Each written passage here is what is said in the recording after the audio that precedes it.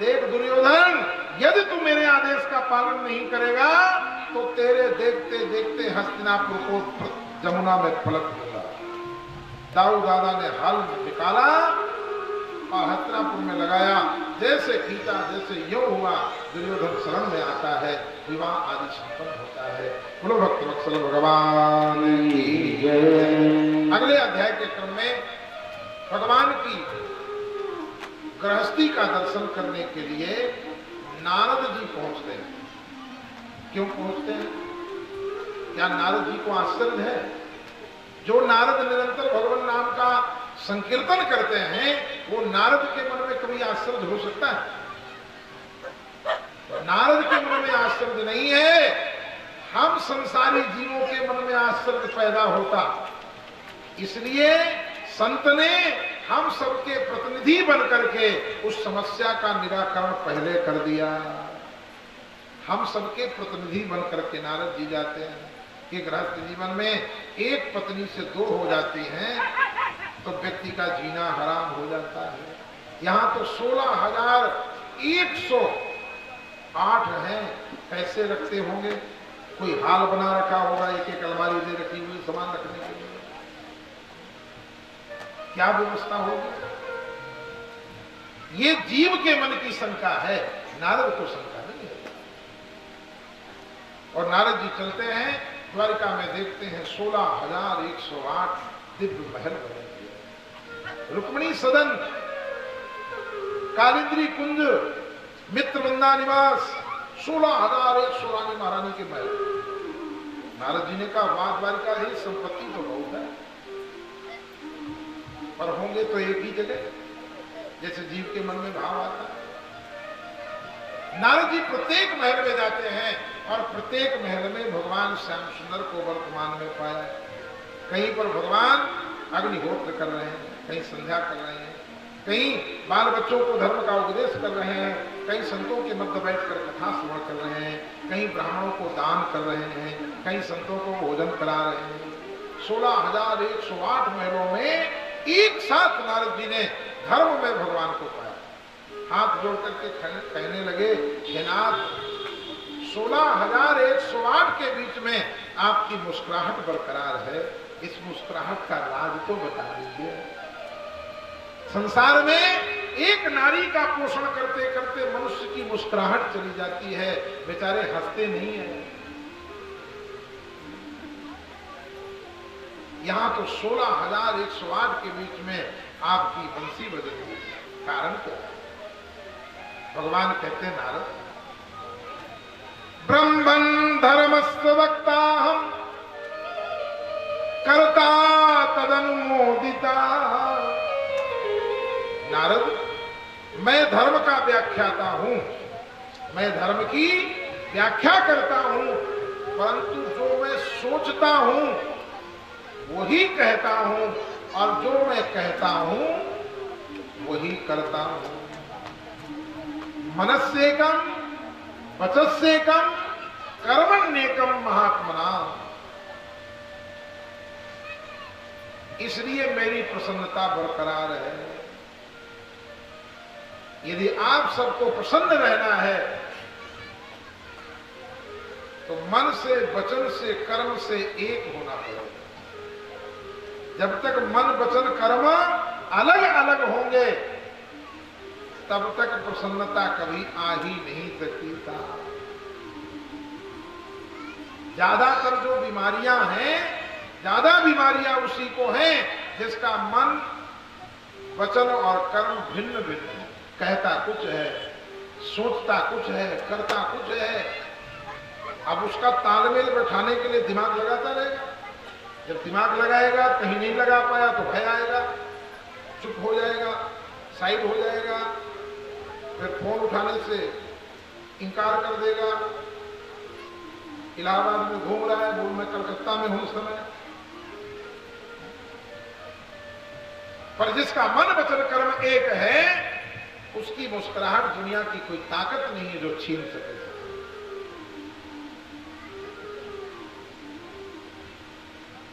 काय वचन ते जो बने तो बिगड़े परिणाम, तुलसी मन से जो बने तो बनी बनाई राम।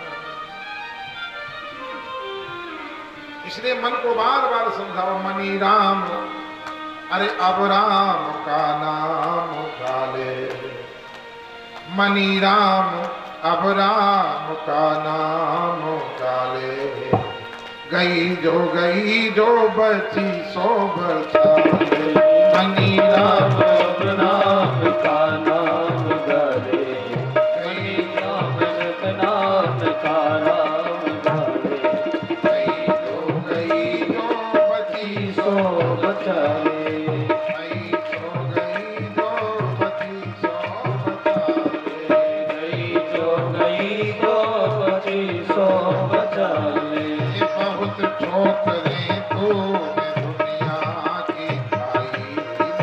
ठोकरें तूने दुनिया की खाई, सो हरि के शरण में लगा रे, बची सो हरि के शरण में लगा रे, मनी राम अब राम का नाम गाले, मनी राम अब राम का नाम गाले, गई जो बची सो बचाले, गई जो बची सो बचाले, गई जो बची सो बचाले, गई जो बची सो बचाले। बोलिए भक्तवत्सल भगवान की जय। अगले अध्याय के क्रम में यष्टव्यम राजसूयेन दिक्चक्रे जिना विभो अतो जरा सुखदय उभार्थो मतो मम। दो पत्र आ गए, एक जरासंध की जेल में बंद राजाओं का रिहाई का पत्र, और एक पत्र हस्तिनापुर से आ गया, राजसूय यज्ञ का निमंत्रण। भगवान ने उद्धव जी से पूछा कि हमको कहाँ चलना चाहिए। उद्धव जी ने कहा हमें हस्तिनापुर चलना चाहिए, और उद्धव की मंत्रणा से भगवान हस्तिनापुर पहुंचते हैं। हस्तिनापुर में जाकर के भगवान श्याम सुंदर कहने लगे, अरे दादा युधिष्ठिर, आप तो राजसूय यज्ञ कर रहे हो, और आपको पता है राजसूय यज्ञ करने का अधिकार किसको है? किसको है? बोले राजसूय यज्ञ करने का अधिकार उसी को है जिसका इस भूतल में एक भी शत्रु ना हो। जो अजात शत्रुवा है वही राजसूय यज्ञ करने का अधिकारी है। युधिष्ठिर जी ने कहा, आपकी कृपा से तो हमारा कोई शत्रु नहीं है। बोले नहीं, जरासंध आपसे शत्रुता रखता है। अर्जुन जल्दी सेना तैयार करो। भगवान ने कहा सेना की कोई जरूरत नहीं, अर्जुन और भीम को दे दो। और भगवान अर्जुन और भीम को लेकर के ब्राह्मण वेश बना करके तीनों जरासंध के महल के दरवाजे पर पहुंचते हैं। जिस दिन से ब्राह्मणों की रक्षा के लिए भगवान भागे थे और जरासंध की विजय हुई थी, उस दिन से जरासंध ब्राह्मणों के प्रति अपार श्रद्धा रखता था। नित्य प्रति स्नान करके मुक्त हस्त से पहले ब्राह्मणों को दान करता था, उसके बाद अन्न काम करता था। दान की लाइन लगी थी, उसी में भगवान श्याम सुंदर अर्जुन और भीम को साथ लेकर के लग जाते हैं। आगे आगे भगवान श्याम सुंदर जैसे नंबर आया भिक्षाम देहि। जरासंध ने कहा, रे भिक्षुक ब्राह्मण, तेरी आवाज कुछ पहचानी पहचानी से लग रही है, आपका परिचय क्या है? भगवान ने कहा, वही तुम्हारा पुराना शत्रु द्वारिकेश। जरासंध ठहाका मार के हंस पड़ा, अरे द्वारिकेश, तेरी ऐसी दयनीय अवस्था हो गई कि आटा दाल चावल के लिए दर दर भटक रहे हो। भगवान ने कहा, जरासंध भिक्षा मांगने तो आया हूं, परंतु दाल चावल रोटी सब्जी की भिक्षा नहीं। युद्धम नवदेहि राजेंद्र, द्वंद से यदि मन से, यदि तुम्हारे मन में इच्छा हो तो मल्ल युद्ध की भिक्षा लेने के लिए आया, दोगे? जरासंध ने कहा, युद्ध में भागने वाले से मैं युद्ध नहीं करता। देखो 17 बार भगवान ने इसको भगाया, वो याद नहीं है, पर ब्राह्मणों की रक्षा के लिए एक बार भगवान भागे, उसको पकड़ दिया। ये दुष्ट का स्वभाव है। भगवान ने कहा, कोई बात नहीं, तेरा नियम नहीं तोड़वाऊंगा, एक काम कर ले, अर्जुन से लड़ ले। जरासंध कहता है, अरे द्वारिकेश, अर्जुनो न भवेद योधा, अर्जुन तो योद्धा नहीं है, अर्जुन तो अभी बालक है, ये मुझसे क्या युद्ध करेगा। भगवान ने कहा भीम ते लड़ ले। जरासंध ने कहा हाँ भीमस्तुल्य बलो ममो, भीम मेरी बराबरी का है। भगवान मन ही मन सोचने लगे मूर्ख, चाहे अर्जुन से लड़ चाहे भीम से लड़, ताकत तो मेरी काम करेगी। और भीम के साथ में जरासंध का भयंकर युद्ध हुआ और जरासंध ने भीम की नस नस ढीली कर दी था। भीम जीव का प्रतीक है, जैसे जीव अपने पुरुषार्थ में संसार में लग जाता है, भगवान की तरफ देखता ही नहीं, पर बिना भगवत कृपा के संसार में सेहत के सहारे जिंदगी कभी किसी की कटती नहीं। जैसे भीम ने देखा क्यों मरवाने लाए हो क्या, भगवान ने एक तिनका लिया और उस तिनके के दो भाग किए, दो टुकड़े कर फेंक दिया। भीम समझ गया, भीम ने आओ देखा ना ताव देखा, जरासंध का एक पर दबाया और दो टुकड़े कर दिए, फिर फेंक दिया, फिर वो जुड़ करके खड़ा हो गया, फिर लड़ने लगा, फिर भीम घबराया, अब क्या व्यवस्था है। भगवान ने कहा यह सृष्टि मेरी है भीम, यहाँ व्यवस्था भरी पड़ी है। दूसरा तिनका उठाया, ऐसे करके बीच से चीर दिया और ऐसे फेंक दिया, दाएं अंग को बाएं तरफ, बाएं अंग को दाएं तरफ। जब ये विपरीत अवस्था को प्राप्त होगा तभी इसकी मृत्यु होगी। भीम ने ऐसे ही किया, जरासंध की मृत्यु हुई। बंदी जो राजा थे उनको मुक्त किया, बंदी राजाओं ने भगवान की बड़ी अद्भुत स्तुति की और उस स्तुति का एक श्लोक बड़ा महत्वपूर्ण है जिसे सभी लोग जानते हैं। स्वामी देवरहा बाबा जी को वो श्लोक सिद्ध था। आप लोगों में से देवरहा बाबा का दर्शन तो किए होंगे क्योंकि प्रयाग में रहते हैं आप लोग। कितने लोग किए हैं? आपने किया देवरहा बाबा का दर्शन? वाह, साधुवाद, साधुवाद। बोल बाचा कृष्णाय वासुदेवाय हरये परमात्मने प्रणत क्लेश नाशाय गोविंदाय नमो। कैसी परिस्थिति हो, भीषण दरवाजा दीवार बन जाए, ऐसी स्थिति में इस मंत्र का जाप करने से दीवार दरवाजा बन जाएगी ना।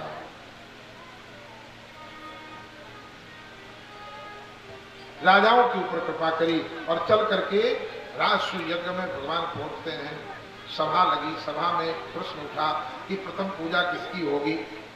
तो नकुल सहदेव बैठे थे, सहज में कह पड़े युधिष्ठिर जी, भ्राताश्री, जिस सभा में द्वारिकेश विराजमान हो तो हमारे अतिथि तो द्वारिकेश ही हैं, मुख्य अतिथि। तालियां गूंजने लगी, सबने अनुमोदन कर दिया, पर अभिमानी दूसरे के नाम की तालियों को सहन नहीं कर पाता। अब ये अभिमान का द्योतक है।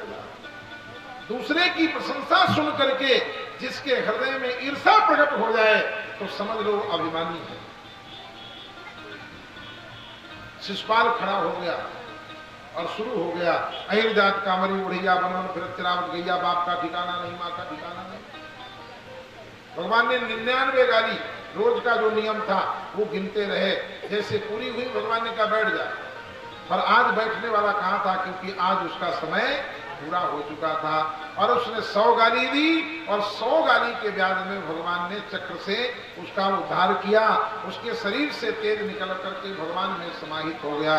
गुरु भक्त वत्सल भगवान जय जय श्री राम। जिस उंगली में भगवान ने चक्र चलाया, यद्यपि भगवान का जो शरीर है वो चिदानंदमय है, भगवान का शरीर चिदानंदमय है, हाड़ मांस का वहां कोई उपयुक्त नहीं है, प्रयोजन नहीं है, पर लीलावश भगवान की उंगली से रक्त की धार चल पड़ती है। सभा में सभी बैठे थे, सबने देखा, पर किसी पर प्रतिक्रिया नहीं हुई, किसी पर प्रतिक्रिया नहीं हुई। जैसे द्रौपदी की दृष्टि पड़ती है। द्रौपदी सभा के मध्य से कूदती फांदती भगवान श्याम सुंदर के सन्निकट पहुंचती है। जयपुर की बंदेज की जो चुनरी थी, उस चुनरी को फाड़ करके भगवान श्याम सुंदर की उंगली में लपेट दी। भगवान श्याम सुंदर ने कहा, अरे द्रौपदी, तूने ये क्या किया? देख, ये तेरा सेट बिगड़ गया। द्रौपदी के उद्गार हैं, प्यारे घनश्याम, यदि काम में आपके काढ़ दूं नसों को, ये तो रेशम के धागे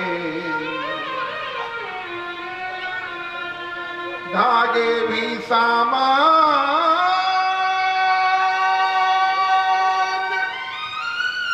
इन्हें दुर्लभ कहेगा कौन? दूल्हा के जोड़े न तो दुल्हन के पागे। मैंने कहा फारा चीर, खुद होई के अधीर, ये पीर देख भागे। धागे वो अभागे जो कि बढ़े नहीं आगे, भाग वो नहीं के जागे जो तेरी उंगली में ला। भगवान ने कहा, द्रौपदी, संसार में संसारी को कोई इतना देता है, वो उसको मानता नहीं है। यदि मानता है तो इतने को इतना मानता है, पर मुझे कोई इतना देता है, मैं बदले में उसको इतना प्रदान करता हूं।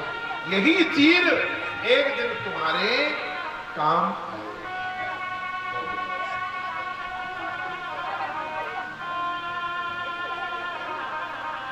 राजसूय यज्ञ में सेवा बढ़ती है और भगवान युधिष्ठिर जी से कहने लगे, मेरे लिए क्या सेवा है? युधिष्ठिर जी ने कहा कि आप निरीक्षण करें, आप तो मुख्य अतिथि हैं। भगवान ने कहा, नहीं, जाकी कछु खाए वाकी कछु टहल करे। ये यज्ञ है, यज्ञ में सेवा का धर्म बनता है। दादा, आने वाले अतिथियों को दरवाजे पर पैर कौन धुलाएगा? आने वाले अतिथियों के दरवाजे पर पैर कौन धुलाएगा? ये सेवा किसने दी? बोले, ये सेवा किसी ने नहीं दी।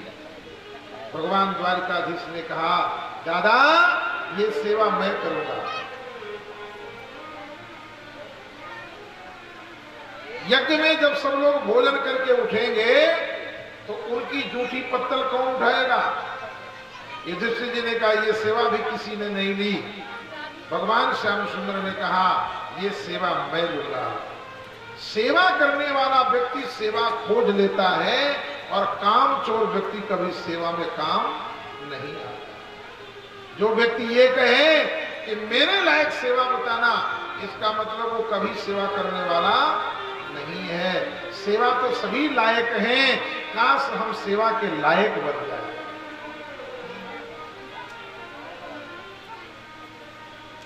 यज्ञ है, कथा चल रही है, सेवा करने वाले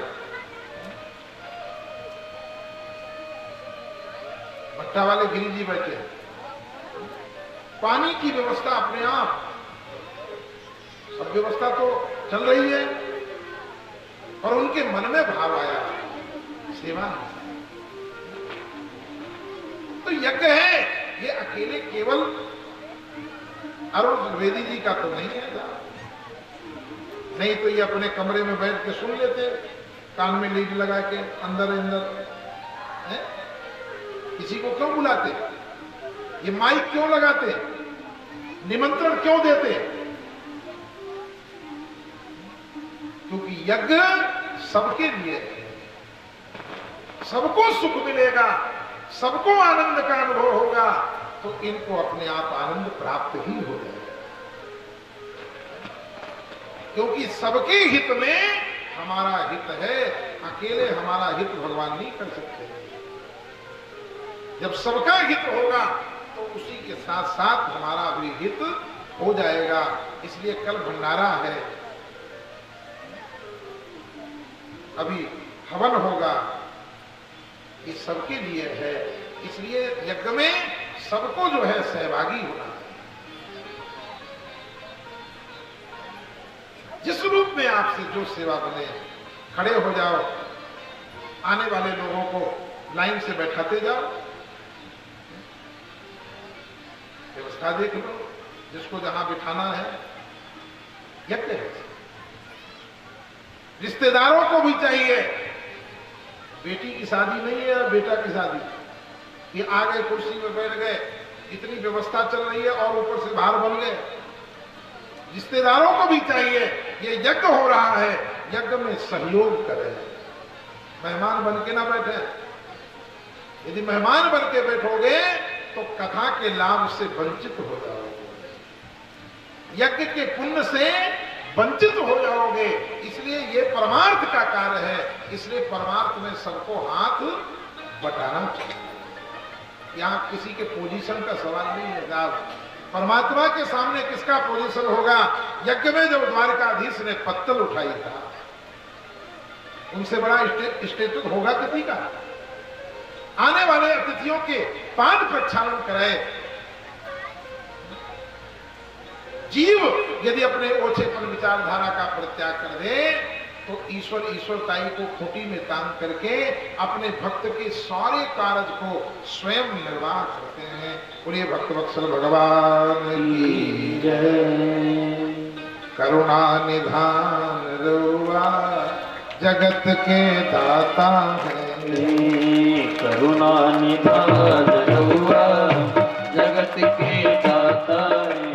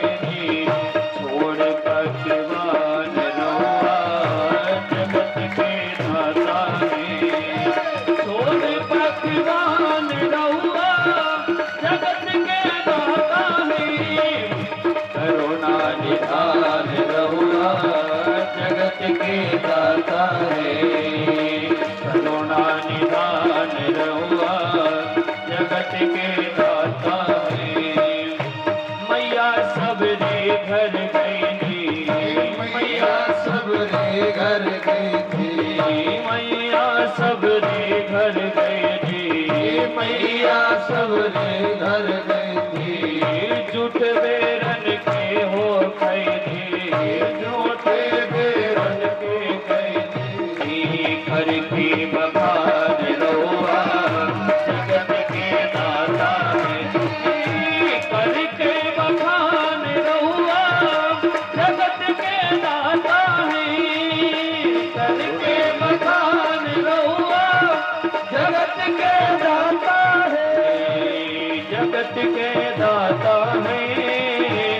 जगत के दाता है, जगत के दाता है, जगत के दाता है।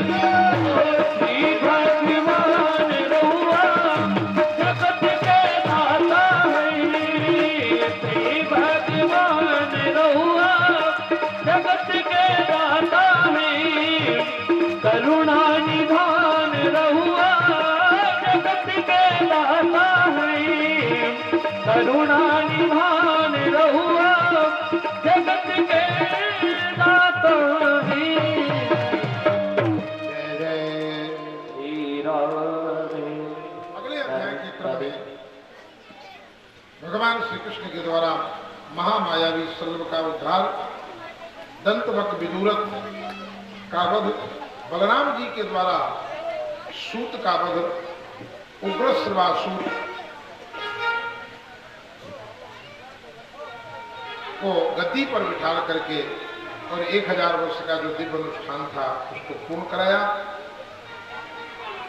ब्रह्म हत्या के निवारण के लिए केदारम राम से चिंता दशवा भारत संगीताम शुत्वा कोटिष्ठ गायत्र्याम ब्रह्म हत्या विपोहति। बलराम जी ने तीर्थों की यात्रा संपन्न की। अगले अध्याय के क्रम में सुखदेव जी महाराज वर्णन करते हैं। शांति रखो भैया, ताली बजवा दी तो शोर मचाने लगे, नहीं तो शांत बैठे थे, समस्या है इनकी भी। शांति रखो। आज भगवान के मित्र तो ब्राह्मण बहुत से थे, पर कोई ब्रह्मवृत्ति में नहीं था, कोई इंद्रियार्थ था तो कोई जितेंद्री नहीं था, कोई जितेंद्री था तो विरक्त नहीं था। पर ये जितने सारे लक्षण कृष्ण स्यासी सखा के सिद्ध ब्राह्मणों ब्रह्मवित्तमा विरक्त इंद्रियार्थेषु प्रशांत आत्मा जितेंद्रिय, ये सारे लक्षण सुदामा जी के बायोडेटा में मिल रहे थे। इसलिए इस अध्याय के अंत में सूत जी महाराज कह रहे हैं इति श्री दाम चरिते, अनुमान लगाया गया कि भगवान श्री कृष्ण के जो ये मित्र हैं ये सुदामा ही हैं। ब्राह्मणों ब्रह्मवित्तमा, ब्राह्मण हैं, ब्रह्मवृत्ति में हैं। ब्राह्मण की ब्रह्मवृत्ति क्या है? ध्यान से सुने, आप लोग प्रयागवासी हैं, या तो घर घर में पंडित है था, एक घर के बाद एक घर में ब्राह्मण है, वैदिक है, पौराणिक है। पर ब्राह्मण की वृत्ति क्या है? ये पूजा पाठ, ये ब्राह्मण की वृत्ति है। ये तो जीविका का साधन है। ये पूजा पाठ, सत्यनारायण की कथा, विवाह, नामकरण, ये जीविका का साधन है। क्या है ब्राह्मण की वृत्ति? ब्राह्मण की वृत्ति है भगवान का भजन। ब्राह्मणस्य शरीरोयम क्षुद्र कामो मनुष्यते, ब्राह्मण का तन पाने के बाद ओछे काम शोभा नहीं देते।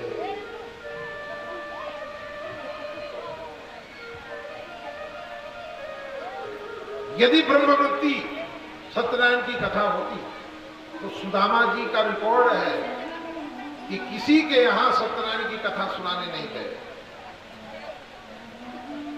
उनके जो मित्र थे श्रीधर बार बार कहते थे, पर कहीं नहीं गए।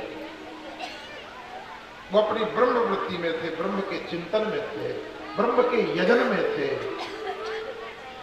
ब्रह्म की उपार्जन में थे। निरंतर एक ही बात कहते थे, भैया हरि का भजन करो, हरि है हमारा।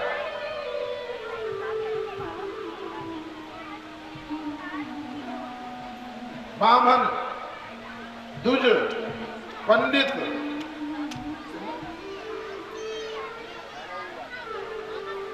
ब्राह्मण, इन सबका अलग अलग तात्पर्य है। सुदामा जी ब्राह्मण ब्रह्मवृत्ति में है, विरक्त है। अब आप कहे सुदामा जी के तो सुशीला नाम की पत्नी थी, बच्चे भी थे, शरीर की विरक्ति कोई विरक्ति नहीं है, सुदामा जी मन से विरक्त है। संसार की कोई भी आसक्ति, संसार की कोई भी कामना जिसके चित्त में नहीं है, उसी का नाम विरक्त है। और संसार की कामना भरी पड़ी है, हमने घर छोड़ दिया, जंगल में वास करने लगे, पर कामनाओं की बदबू हमारे जीवन में आ रही है, हम शास्त्र के अर्थ में विरक्त नहीं हो सकते।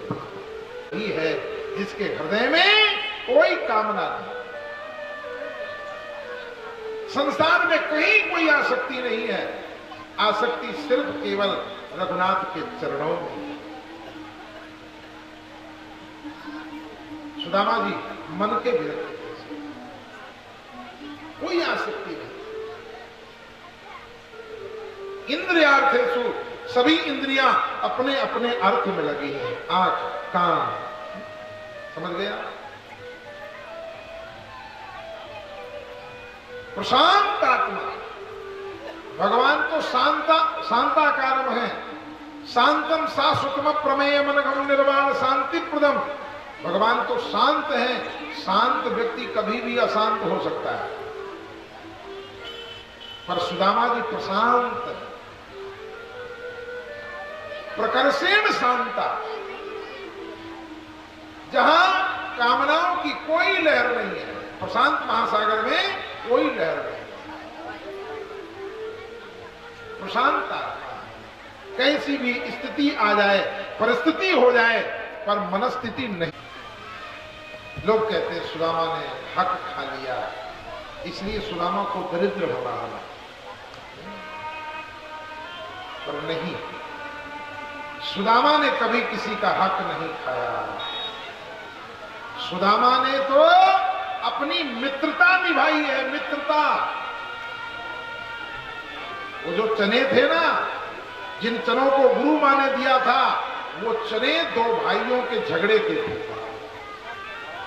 दोनों के रक्त से रंजित चने थे, और ला करके गुरुकुल में रख दिया, क्योंकि वो श्रापित थे। इन चनों को जो स्पर्श करेगा, दोनों भाई झगड़ा करके मर गए, तो पत्नियों ने अधिकार समझा, जैसे एक भाई की पत्नी आगे बढ़ी तो दूसरे भाई की पत्नी ने श्राप दे दिया, जो इन चनों को ग्रहण करेगा दरिद्र हो जाएगा। और वो चने ला करके गुरुकुल में दे दिए। सांदीपनी जी को पता था, इसलिए साइड में रखे थे, पर आज संयोगवश जब गुरुकुल में कुछ और था नहीं, तो गुरु माँ ने वो चने ला करके दे दिए। सुदामा जी त्रिकालदर्शी थे, सुदामा जी को पता था कि ये चने श्रापित हैं, ये जो मेरा मित्र है ना, ये तो द्वारकाधीश बनने वाला है, मुझे पता है, इसके बाद भी मैं अपने मित्र को ग्रहण कराऊं, मेरी मित्रता कलंकित हो जाएगी, मैं दरिद्री हो जाऊं, पर मैं अपने मित्र को कभी दरिद्री नहीं होने दूंगा। इसलिए सुदामा ने उन चनों को स्वयं ग्रहण कर दिया। ये बात स्वयं द्वारकाधीश को पता थी कि मेरे मित्र ने मेरे लिए इतना बड़ा कष्ट उठा लिया। बार बार सोचते थे ये सुदामा कब आएगा, ये सुदामा कब आएगा, और सुदामा जाने को तैयार था। भक्तमाल में कथा आती है, स्वयं द्वारकाधीश सुदामा की कुटिया में ब्राह्मण बन के पहुंच जाते हैं। भिक्षामदे सुशीला बाहर निकलती है। सुशीला कहने लगी, ब्राह्मण देवता, और के एक मास में दुई एकादशी हो, हमरे तो गोपाल जी नित्य एकादशी हो। संकेत में बताया भगवान ब्राह्मण के रूप में गए थे, सुशीला के माथे की ओर देखने लगे। सुशीला ने कहा, ब्राह्मण देवता, आप बार बार माथे की तरफ देखते, अच्छी बात है। भगवान ने कहा, मैं तुम्हारे माथे की लिपि पढ़ रहा हूं, माथे में तो लिखा है कि धन का स्वामी कुबेर तुम्हारी संपत्ति को देख के शर्मिंदा होगा, और तुम कह रहे हो नित्य एकादशी हो। सुशीला ने कहा आप कैसे जानते हो? बोले मैं ज्योतिष जानता हूं, जो वेद की आंख है। कहां पढ़े हैं? बोले सांदीपनी विद्या निकेतन उज्जैन। सुशीला कहती हाँ वो हमारे वो भी वहीं पढ़े हैं, नाम नहीं ले रही। पति का नाम लेने से पति की आयु छीन होती है, इसलिए पति का नाम नहीं लेना चाहिए। बड़े बेटे का नाम पिता नहीं लेता, क्योंकि बेटे की आयु छीन हो जाती है। इसलिए भारतीय संस्कृति में बड़े बेटे को किसी न किसी दूसरे नाम से घर में पुकारा जाता है। कोई नन्ना कहता है, कोई दादू कहता है, कोई भैया कहता है। बाप दूसरे दूसरे नाम से पुकारता है, क्योंकि नाम लेकर के बाप यदि पुकारता है बड़े बेटे को तो उसकी आयु छीन होती है। नाम नहीं ले रही, संकेत में कह दिया, वो भी वहीं पड़े। भगवान सब कुछ जानते हैं। ओहो, उनकी तो मित्रता द्वारकाधीश से है। एक काम करना, अब द्वारका भेज दो एक बार। खुद ही को कर बुलंद इतना कि हर तजवीज से पहले खुदा बनने से खुद पूछे बता तेरी रजा क्या है। ऐसी साधना साहब स्वयं साध दरवाजे पर खड़ा है और कह रहा है भेज देना। आशीर्वाद देकर के जा रहे हैं। होनी थी सो हो गई, अब ना ऐसी हो, भाभी तेरे महल में अब नित्य द्वादशी हो। कह करके चले गए। सुदामा जी भजन करके आते हैं। सुशीला कहती है कि मित्र कन्हैया आपके, सच बताना द्वारकाधीश से आपकी मित्रता है? यदि मित्र कन्हैया आपके तो क्यों नहीं द्वारिका जाते हो? कैसे होंगे दुख दूर प्रभु यदि मित्रों से सकुचाते। नाथ द्वारिका जाओ जो, द्वारिका जाओ जो, आंखों याम रखे। सुदामा जी कहते बाबरी, जब लो गरीबी तब लो सुख से आनंद ले, तब तक संबंध है गरीब के निवाजते। अरे बाबरी, वो गरीब निवाज है, वो दीन बंधु है, वो अमीर बंधु नहीं है। संसार में कितने बड़े आदमी क्यों ना हो जाओ, पर भगवान के सामने हमेशा दीन बन के रहे। दीन बंधु। बार बार सुशीला कहती है। सुदामा जी जाने को तैयार हुए, पर राजा जोगी बेटी इनसे खाली हाथ रहे। क्या करें, कुछ है नहीं। सुशीला चावल लेकर के आती है। लाई वो चावल कहाँ है? परची जी चावल कहाँ है?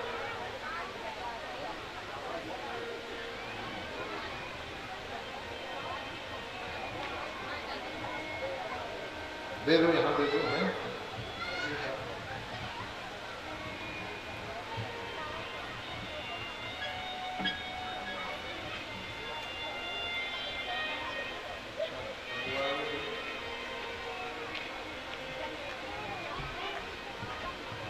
बोलिए भक्तवत्सल भगवान की जय। जय जय श्री राम। सुशीला पड़ोस से मांग करके चावल लेकर के आती है। सुखदेव जी कहते हैं चैन खंडवा कानवत था, साबुत कोई कपड़ा नहीं था। 4 परत करने पर इस पार से उस पार दिखाई दे, ऐसा मैला कुचैला कपड़ा ले आओ इधर दे दो। ऐसा मैला कुचैला कपड़ा, उसमें चावल बांध देती है। और सुदामा जी चावल की पोटली को लेकर के और चल पड़ते हैं। बोलो भक्तवत्सल भगवान। और जैसे थोड़ी दूर निकलते हैं, 40 दिन से कुछ खाया नहीं था साहब, थोड़ी दूर निकलते ही थक जाते हैं, एक पेड़ के नीचे बैठ जाते हैं, नींद आ जाती है। भगवान द्वारिकाधीश द्वारिका से जो है गरुड़ जी को भेजते हैं और गरुड़ जी से कहते जाओ, एक ब्राह्मण पेड़ के नीचे सो रहा है, नींद न टूटने पाए, वो ब्राह्मण को लेकर के द्वारिका में छोड़ दो। गरुड़ जी आते हैं और भगवान के आदेश से सुदामा जी को पीठ में बिठा करके द्वारिका के किनारे, गोमती के किनारे छोड़ देते हैं। जैसे नींद खुलती है, सुदामा जी अनुमान लगाते, ओहो मैं अपनी ताकत से तो नहीं आया, पर सांवरे तो तेरी कृपा की बलिहारी हो। मैंने तो सुना था कि द्वारिका राज करत रणछोड़, 80 कोस की झाड़ी पड़त है, काबा कठिन कठोर, द्वारिका राज करत रणछोड़। जैसे सामने देखते हैं गोमती नदी, अब पार कैसे जाएं? तो स्वयं द्वारिकाधीश नौका लेकर के और केवट बन करके आ जाते हैं। पुराणों में कथा आती है, जो केवट संगवेरपुर में जिसने कहा था ना कि नाई से न नाई लेत, धोबी से न धोबी लेत, दे के उतराई प्रभु जात न गवाई। प्रभु आए मेरे द्वार, पार में उतार दीनो, जब आऊं राम तेरे द्वार, तो पार मोह उतार। पुराणांतर से आज वही केवट सुदामा बन के आया और स्वयं भगवान श्री राघवेंद्र सरकार द्वारिकाधीश के रूप में केवट बन जाते हैं और पल्ली पार पल्ली पार पल्ली पार आवाज लगाने लगते, जग नैया हमार, अरे नैया में हम हैं और हम में संसार। नैया हमार, नैया में हम हैं और संसार। जग नैया हमार, नैया में हम हैं और हम में संसार।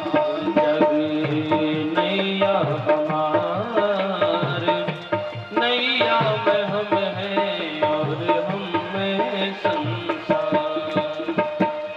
हम ही माल मालिक और हम ही केवनहार। हम ही माल मालिक और हम ही के बनहार। हम ही है बटोही और हम ही पतवार। हम ही हैं बटोही और हम ही पतवार। हम ही है बटोही और हम ही पतवार। हम ही हैं बटोही और हम ही पतवार।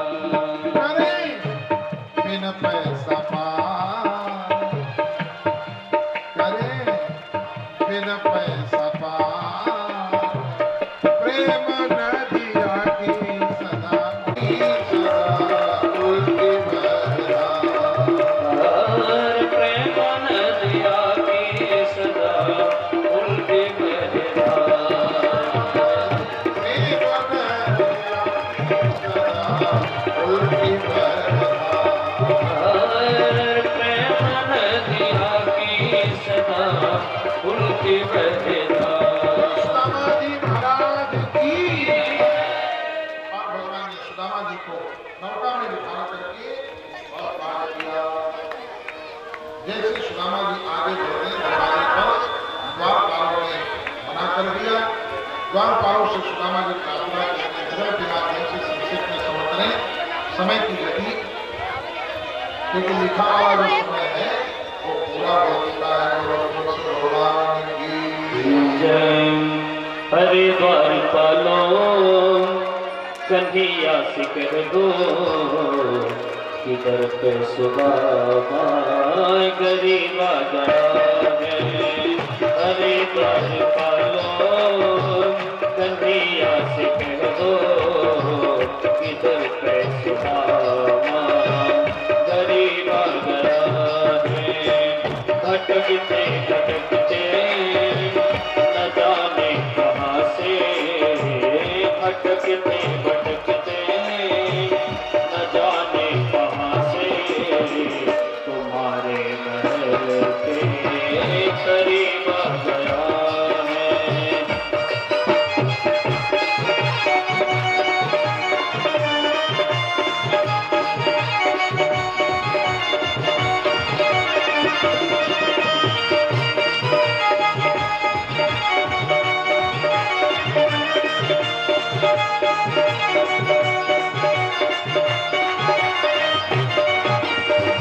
न सिर पे है पगड़ी न तन पे है दामन, बता दो कन्हैया को नाम है सुदामा हो, बता दो कन्हैया को नाम है सुदामा।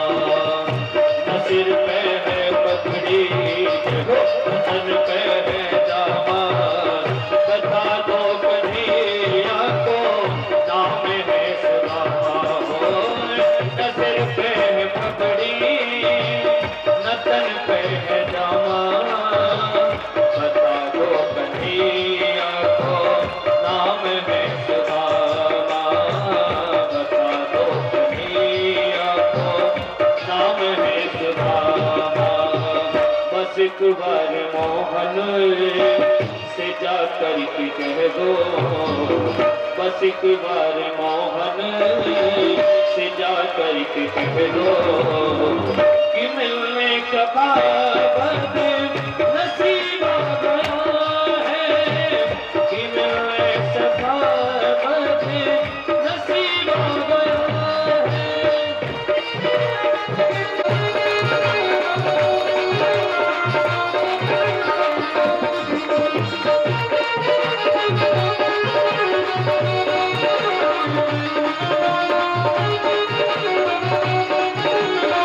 चले आए मोहन लगाया गले से, सुदामा को मोहन हो लगाया गले से, सुदामा को मोहन आए मोहन लगाया गले से, सुदामा को मोहन हो।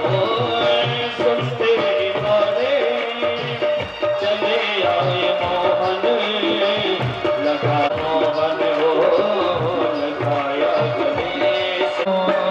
बहुत ही अचंभा हुआ रुक्मणी को, बहुत ही अचंभा कि मेहमान कैसा अजीब आ गया है, कि मेहमान कैसे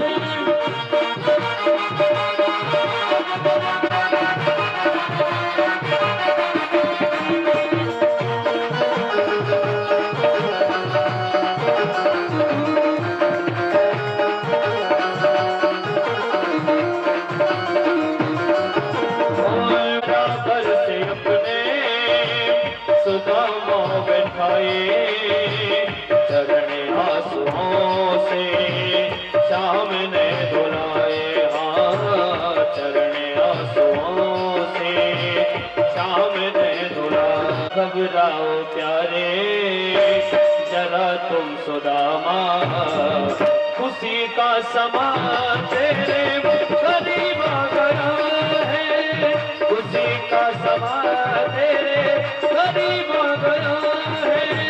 भटकते भटकते न जाने कहाँ से, भटकते भटकते न जाने कहाँ से, तुम्हारे महल के करीब आ गया है, तुम्हारे महल के करीब आ गया। बोलिए सुदामा जी महाराज की जय। इस प्रकार से हुआ, वही दृश्य यहाँ पर था। पाद प्रक्षालन आदि संपन्न हुआ। पानी परात है, ये तो पवित्र होता है, चरण वाले जल से भी ये पवित्र है। तो क्या भगवान आंसुओं से सुदामा जी के चरणों को धोया? जी नहीं। शेष है अभी कथा और होगी। कर्म से आकर के पूजा करेंगे और जो आपको भेंट देना है वही भेंट अर्पित करेंगे और अपने आसन पर जाकर के बैठ जाएंगे। भीड़ नहीं करेंगे, एक एक करके आएंगे और कथा का भी आनंद लेते जाएंगे। और पूजा का भी आनंद लेते जाएंगे। जय श्री राम। बोले सुदामा जी महाराज की जय। इसलिए भगवान श्याम सुंदर ने गंगा से प्रार्थना किया कि त्रिलोकगामिनी तो है, पर आज चौथे रास्ते को अपनाना है, तुम्हें चौथी धारा प्रकट करनी है, और वो धारा मेरे नेत्रों से प्रकट होना है। स्वयं साक्षात गंगा भगवान के नेत्रों से प्रकट होती है, और फिर उस जल से भगवान श्याम सुंदर ने सुदामा के चरण धोए, स्वागत सत्कार किया, भोजन आदि प्रसाद खिलाया, स्नान किया। जो सौगात था उसे सुदामा जी छिपा रहे थे। भगवान ने उसके अंदर एक मुट्ठी, दो मुट्ठी, तीसरी मुट्ठी जब लेने लगे तब रुक्मिणी जी ने हाथ पकड़ लिया। एक मुट्ठी में एक लोग, दो मुट्ठी में दो लोग, तीन मुट्ठी में तीन लोग दे दोगे तो रहेगा, पर मेरे हिसाब से रुक्मिणी तो इतनी कंजूस नहीं हो सकती जो हाथ पकड़ ले। एक संत का भाव है कि रुक्मिणी जी ने हाथ इसलिए पकड़ा कि विद्वानी के छिलके आपने अकेले खाए और सबरी के बेर आपने अकेले खाए, पर आज सुदामा से आए थे और वैसे सुदामा जी चले जाते हैं महल में। अगले अध्याय के क्रम में सूर्य ग्रहण के अवसर पर सबका परस्पर मिलन हुआ।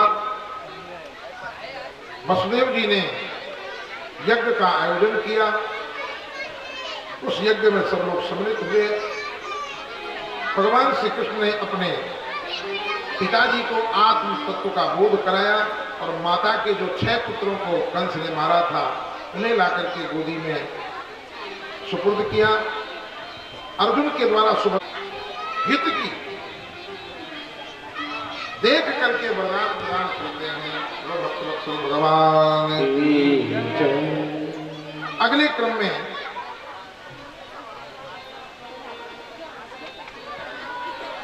तीनों से आपस में सब एक दूसरे को मार करके विश्राम ले लेते हैं। भगवान का उद्धव जी के साथ में संवाद चल रहा था, और उसी समय एक मलंगा साधु, शांति करो, बैठ जाओ भाई, बैठ जाओ। सोच सोच करके तो उठते हैं बेचारे, नहीं कर सकते, सोचता रहता है। सोच सोच करके जब तक जाता है तब तक मामला गड़बड़ हो जाता है। कहाँ लेके आई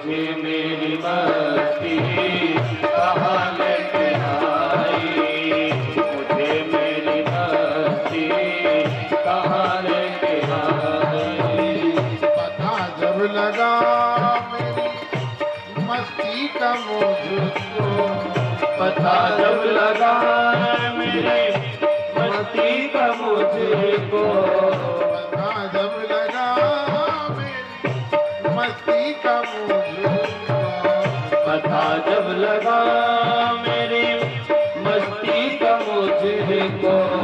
ये मस्ती है और कुछ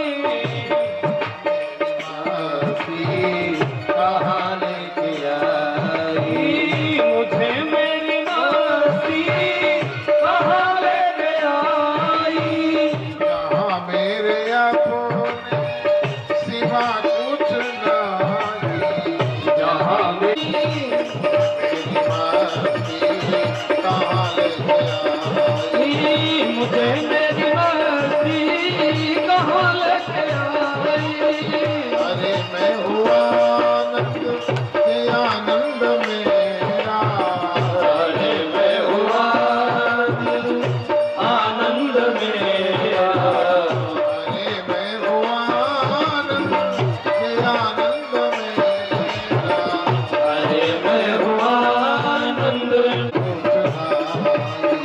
सिवा मेरे अपने और कुछ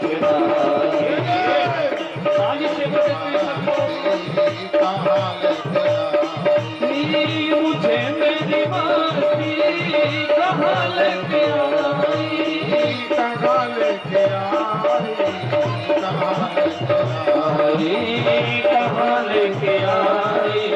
कहाँ लेके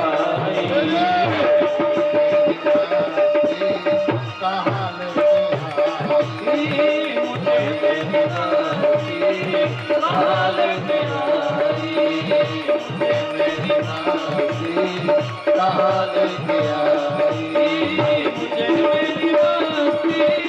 कहाँ लेके सेक जाएगी तो पेट तो भर जाएगा और हल्का तवा होगा 1 सेकंड में ठंडा हो जाएगा। इसलिए जीवन को भारी बनाना है, उसके लिए सहनशीलता, बात बात पे नहीं, सहनशीलता। कोई करे स्तुति कोई करे निंदा, कहा कबीर हम तिंदक तिंदा।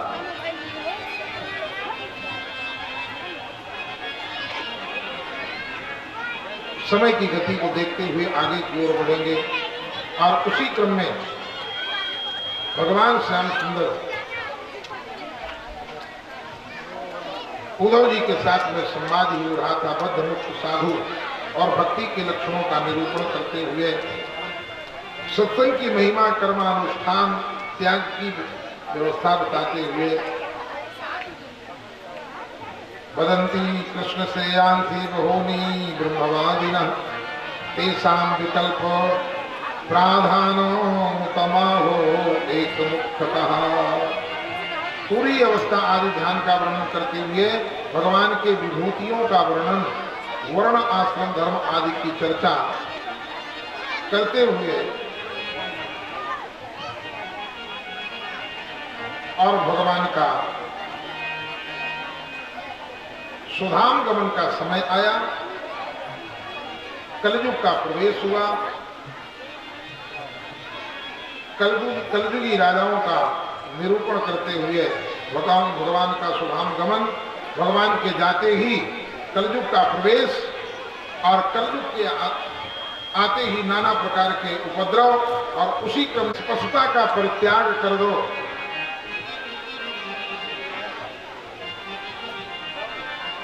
मेरे रहने पर काल की भी मजाल नहीं है। काल के माथे पग धरे सदगुरु का उपदेश, सदगुरु पकड़ी बांधड़ी तो ले चले अपने देश। इसलिए एक ऋषि के श्राप को सिद्ध करने के लिए मुझे यहाँ से चलना पड़ेगा। और सुखदेव जी जाने के लिए तैयार होते हैं। परीक्षित जी सुखदेव जी का पूजन करते हैं और मुख्य यजमान द्विवेदी जी ऊपर आए मंच पर और सुखदेव जी की विदाई करेंगे। हम लोग सुखदेव जी की कृतज्ञता ज्ञापन करें। 7 दिन तक सुखदेव जी ने कथा सुनाई है। हरि की कथा सुनाने वाले, अमृत पान कराने वाले, तुमको लाखों प्रणाम, तुमको लाखों प्रणाम। हरि की कथा सुनाने वाले, तुमको लाखों प्रणाम, तुमको लाखों प्रणाम, तुमको लाखों प्रणाम, तुमको लाखों प्रणाम। भटक रहे थे वन में सुध बुध में, हम भटक रहे थे वन में, सुध बुध खोए थे तन में। भटक रहे थे वन में सुध बुध खोए थे तन में। हम भटक रहे थे वन में, सुध बुध खोए थे तन में। सन्मार्ग बताने वाले, सन्मार्ग बताने वाले, तुमको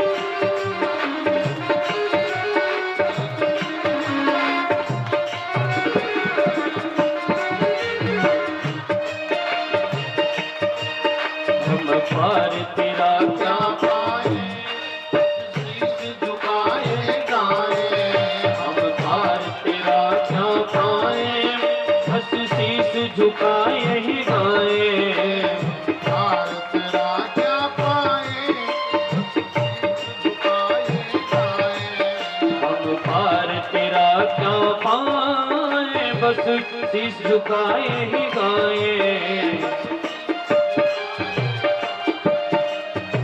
पान कराने वाले तुम्हारे पान कराने वाले, तुमको लाखों प्रणाम, तुमको लाखों प्रणाम। हर की कथा सुनाने वाले, प्रभु की कथा सुनाने वाले, तुमको लाखों प्रणाम, तुमको लाखों प्रणाम।